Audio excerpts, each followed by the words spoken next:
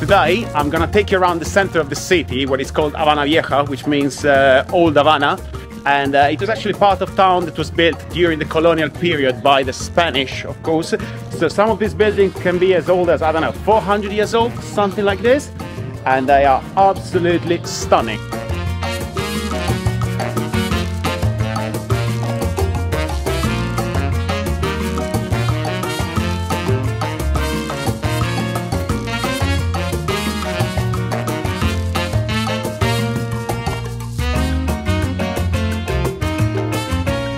Very windy. I hope you can hear me okay.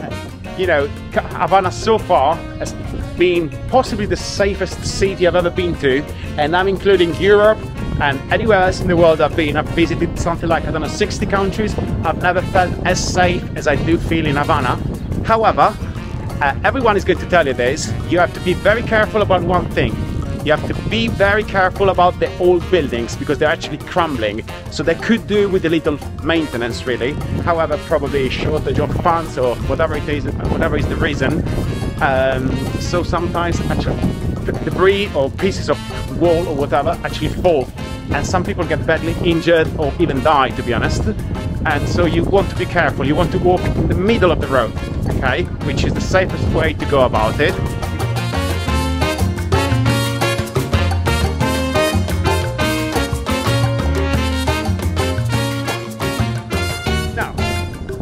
Thing that gets on my nerves a bit is that you get people everywhere not asking for money but asking you to exchange their money. So basically they want to sell you pesos in change of your national currency. If you come from the West, it's gotta be, I don't know, euro in my case, or Canadian dollars. They don't really want American dollars for political reasons, of course, and I understand.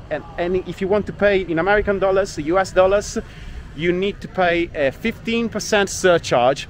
I may be totally wrong about it. I haven't used American dollars, US dollars, so I don't really know. I've not had any problems with euros so far.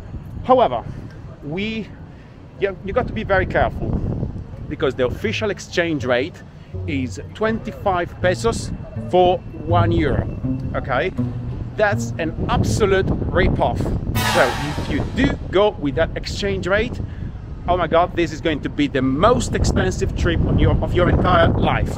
Okay, the exchange rate in the street is, well, you can get about between 100 and 130 pesos for 1 euro as of May 2022. And there's a reason for that. Until, I would say, a couple of years ago, maybe 1 year ago, I'm not too sure, the country was based on a double currency system. So they had a currency for tourists and a currency for foreigners, for tourists really.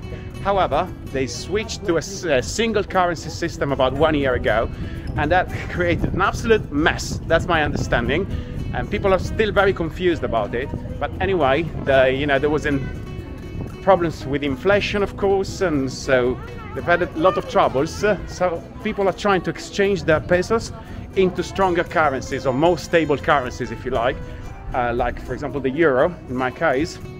And so they give you a very good exchange rate. So if you exchange your money at the official exchange rate, you would be losing, well, you would be paying about 5 times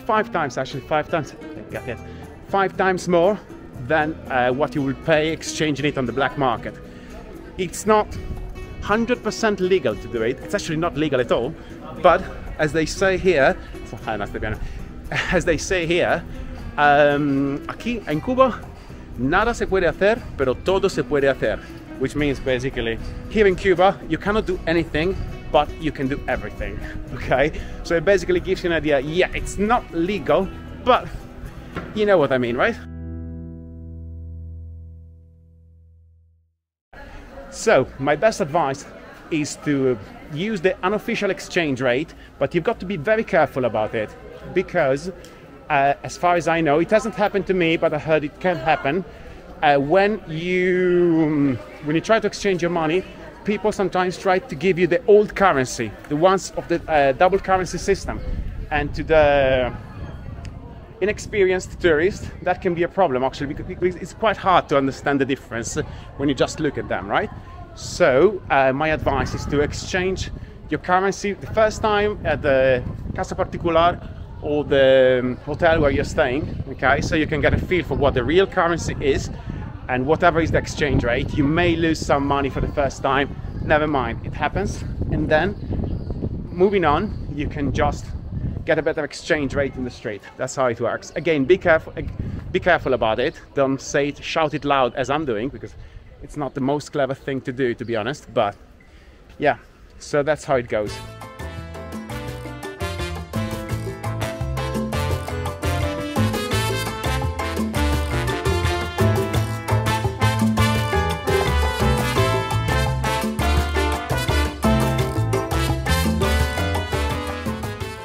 Second piece of advice, there are two types of restaurants here in Cuba: state-owned restaurants and private restaurants. The private restaurants were allowed for the first time around 10 years ago or something like this, that's my understanding, and they are called paladars, and they are private-owned restaurants, and I can say they are a bit more expensive than state-owned restaurants, but the quality is much higher as well. Now, it's quite hard to explain the difference between the two, but let's say if I was a Cuban and I wanted to take my partner out for a nice dinner, for example, to celebrate whatever, I would probably try to spend more money and take her or him to a paladar, okay? Because it's like what in the West, in Europe, for example, we would call a fancy restaurant, as opposed to a state restaurant, which is a bit cheaper, and you can actually tell from the decoration inside it looks a bit cheaper. Perhaps not here in Havana, because clearly it's a very touristy place, so the government invested quite a lot of money in its state-owned restaurant. But again, that's my best advice, just to give you an idea about the prices. For a dinner or lunch in a state-owned restaurant, you'd be looking at around between 5 to 10 euros, okay? While in a paladar, you would probably pay, I would say, between 15, 25, depending on what you eat, of course. Food tends to be very cheap at the moment, and at the moment actually there's quite a big shortage of food, so the only ones who get to eat properly are the tourists, which is quite sad, but it's just the way it is. The reason is unclear, but my idea is that basically for the last 2 years, because of the pandemic, people, there were not many tourists on the island, and tourists are actually the source of foreign currency, okay, for the country. That's how the country, actually the government, increases its foreign currency reserves that they use to buy products from abroad. That can be food, it can be machinery for agriculture, or all these kind of things. And clearly they didn't get much of that for the last few years, and they cannot really use their currency to buy anything from abroad. First of all, because the currency is not worth much, to be honest, so they would be losing a lot of money, but also because not many countries accept it, okay? So that's the problem. I hope you enjoyed the video, and please do let me know in the comments if I said anything wrong or anything you would need to clarify, you feel like you need to clarify a bit more.